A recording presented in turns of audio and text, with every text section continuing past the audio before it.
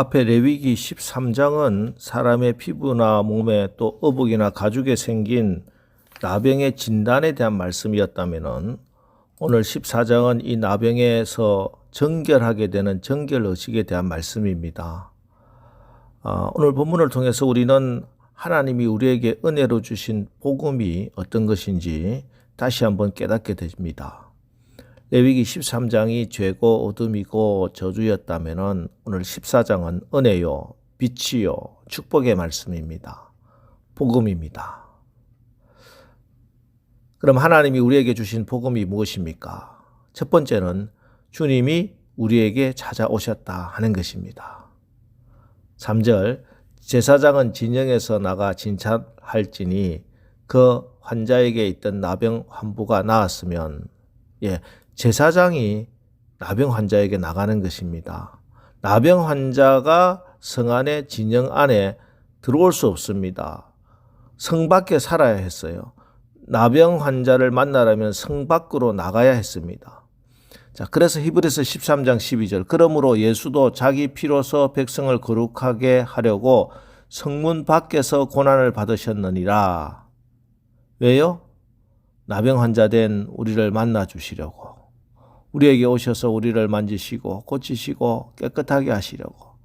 근본 하나님의 본체시나 하나님과 동등됨을 취할 것으로 여기지 아니하시고 오히려 자기를 비워 종의 형체를 가지사 나병 환자들만 덕실되는 이 땅으로 오셨습니다.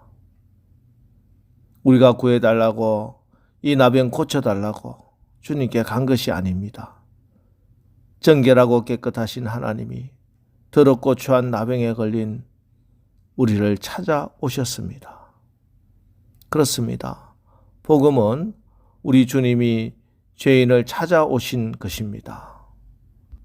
불순종하는 나를 찾아오셨습니다. 교만한 나를 찾아오셨습니다. 무지한 나를 찾아오셨습니다.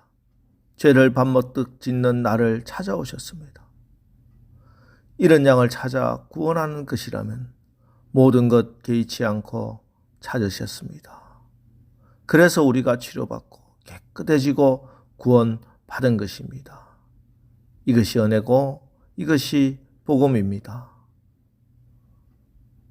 여러분, 우리가 왕같은 제사장이라면 또 우리도 찾아가야 하겠습니다.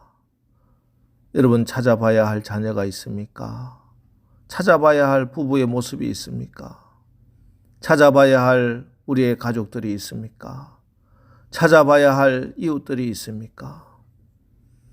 영원한 대제사장 예수께서 우리를 찾아오셔서 깨끗하게 하시고 제사장의 직분을 주셨으니 오늘 우리도 우리 주변에 찾아 돌봐야 할 영혼에 나병 환자가 있는지 찾아보도록 합시다. 그 영혼을 찾아 주님의 보혈로 씻기고 성령의 불로 깨끗하게 하여 영혼을 구원하는 생명의 역사가 일어나길 주님의 이름으로 축원합니다.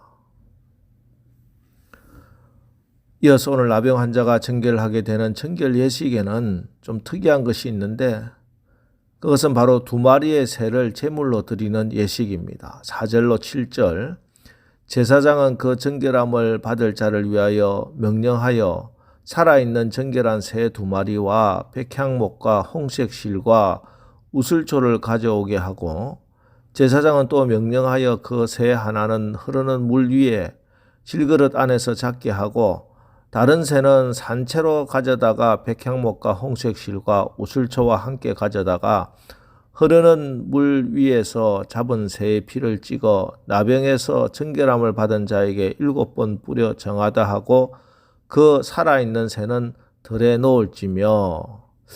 나병 환자가 깨끗함을 얻기 위해서 드려지는 제물로 새 2마리를 가져오게 했습니다. 그리고 1마리를 잡습니다. 그러나 다른 1마리는 죽이질 않습니다. 한 새는 죽었지만 다른 새는 죽은 새의 피를 뿌렸습니다. 그리고 들로 날려 보냈습니다. 죽은 새와 산 새. 이것은 그리스도의 십자가와 부활을 예표합니다. 우리 주님의 십자가의 피 흘림이 우리의 죄 사함의 근거가 된다면은 부활은 우리로 하여금 새 생명 가운데 살게 된 것을, 자유하게 된 것을, 죄로부터 해방된 것을 확인하고 증명해 주시는 것입니다. 예, 십자가와 부활의 신앙으로 그래서 우리가 완전하게 무장해야 됩니다. 주님의 십자가의 은혜와 부활의 능력을 날마다 체험해야 하겠습니다. 요즘은 마케팅 전략이 얼마나 발달했는지 유통업계에서는 무슨 건수만 잡으면 상품화 시켜버리지요. 발렌타인데이, 화이트데이, 빼빼로데이, 짜장면데이, 무슨 데이, 무슨 데이. 마케팅 전략이 얼마나 발달했는지 마음만 먹으면 모든 것을 다 상품화 시켜버립니다. 북미에서 미국에서 최대 매출을 올리는 시즌은 당연히 추수감사절 또 성탄절 시즌입니다. 그런데 여러분, 이처럼 심지어 예수님의 탄생조차 상품화 시켜버리는 이 막강한 마케팅의 힘을 가진 유통업계에서도 외면당하는 것이 있는데 그것은 바로 예수님의 십자가와 부활입니다. 크리스마스를 상업화시키는 데 성공한 것과는 대조적으로 부활절,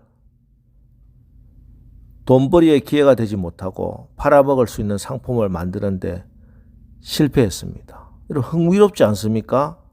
기독교에서 가장 큰 절기인 것이 바로 부활절인데요. 왜 그럴까요? 그것은 십자가와 부활이라는 것이 우리가 이용해 먹거나 통제해 볼 수 있는 것이 아니기 때문입니다. 인간의 논리의 지배를 거부하는 전적으로 하나님이 행하신 은혜, 복음이기 때문입니다. 맞습니다. 십자가와 부활은 우리가 마음대로 써먹을 수 있는 것이 아닙니다.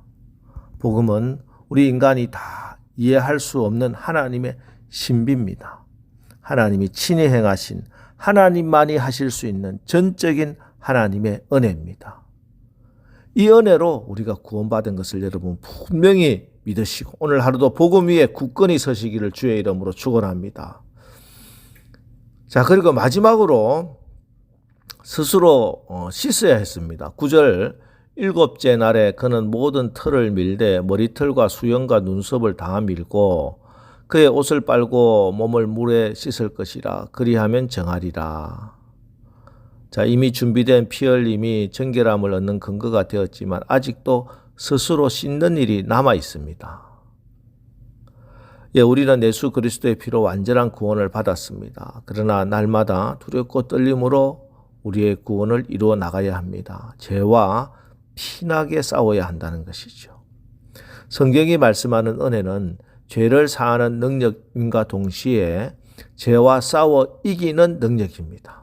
물론 구원받은 하나님 나라 백성이라도 죄와 싸우다 넘어질 수도 있고 죄 질 때도 있습니다. 그러나 죄 짓는 것을 아무렇지 않게 생각하고 계속 악인들에게 세상의 가치관을 따르고 죄 짓는 그 자리에서 나올 생각 없이 주저앉아 계속 그 죄를 반복해서 짓고 있다면 정말 구원받은 자인가 물어봐야 합니다. 정말 구원받은 자, 복음을 믿는 자는 절대 그럴 수 없습니다. 죄가 믿고 죄에 넘어지는 자기가 억울하고 분해야 합니다. 그렇지 않고 죄에 빠져 있으면 결국 그 영혼이 메말라 비틀어져 성령이 탄식하시고 아무리 자극을 줘도 반응하지 않습니다. 성령이 소멸되고 영이 죽고 마는 거예요. 여러분, 계속 성령의 기름 부음을 받아야 됩니다. 보혈의 능력으로 복음으로 죄와 싸워 나가야 합니다. 그럼 내 힘으로는 죄의 권세를 이기지 못하지만 복음의 능력, 성령으로 우리를 죄에서 자유하게 하시는 겁니다. 그래서 복음을 믿는 믿음이 죄의 노예 상태에서 벗어나서 죄를 이기게 하는 능력이 되는 것입니다. 이것이 은혜입니다. 자, 오늘 말씀을 통해서 정결의식을 통해서 주님의 복음을 다시 한번 깨달았습니다. 자, 우리에게 임한 이 복음 끝까지 붙들고 오늘 하루 승리하시기를 주의 이름으로 축원합니다. 기도하겠습니다.